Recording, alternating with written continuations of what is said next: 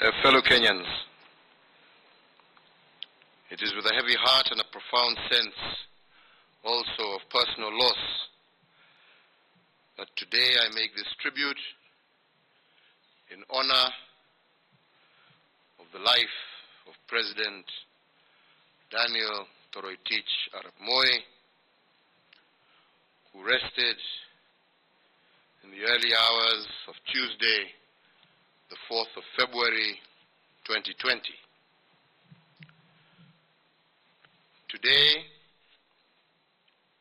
as the solemn procession of the late President Moi's remains proceeds through the streets of our nation's capital to lie in state at Parliament buildings, we commence the final journey of a great son of Kenya, a cherished brother, a loving father,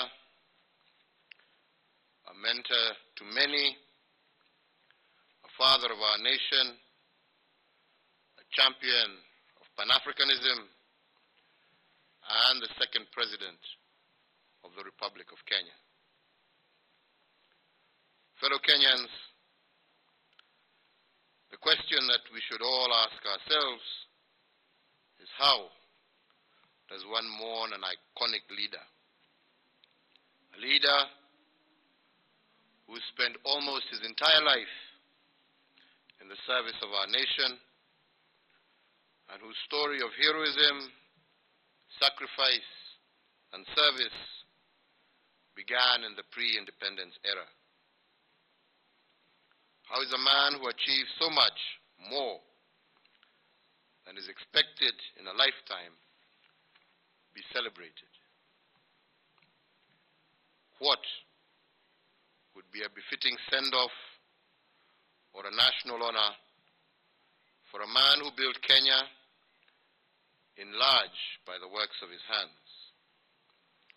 A man who, together with other iconic leaders, helped shepherd our country out of the shackles of colonial rule and into the freedom and self-determination of our modern independent state. How else can a grateful nation celebrate the life of a man whose calm and steady hand reassured a young nation and her allies during the peaceful transition into the second administration? Fellow Kenyans, the sun has set on a truly extraordinary man, a masterful yet thoughtful leader, a suave yet firm diplomat, one who served the nation with dignity and honor, one whose wisdom and diplomatic finesse kept Kenya both relevant and neutral, even as the whole world was in the grips of the Cold War. A passing cloud that served with distinction for 24 years, a decisive and courageous commander-in-chief of formidable achievements, who chose well and always put his country first. A balanced leader who, during the clamor for multipartyism, on listening to both sides, chose well, setting the stage for national rebirth through the introduction of multi-party politics. A tactful leader who, during the quest for a new constitutional order, listened and quietly chose what was best for our country. A visionary leader who, in 2002, when his party and I, as their candidate, lost the presidential election, left office with a gracious last word of advice to those who thereafter took up the heavy responsibilities that he had borne for a quarter of a century. Fellow Kenyans, today we celebrate the life of a patriot who, wherever in Kenya he found himself, he would calm fears and raise the hopes of everyone who heard him. No part of Kenya was strange to him, and nor were her citizens. Deep in his DNA, he understood and prized our culture and national character.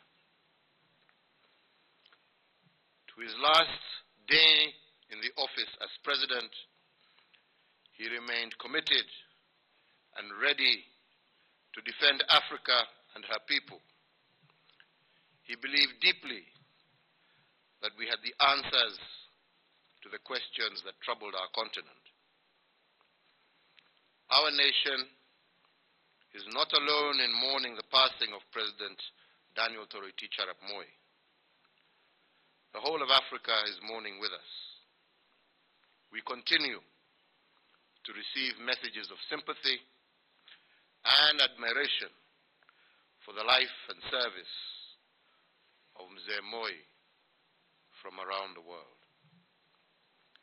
We celebrate the life of a teacher who taught for life and a mentor to many, including myself. One whose ingenuity bequeathed our nation many, many projects.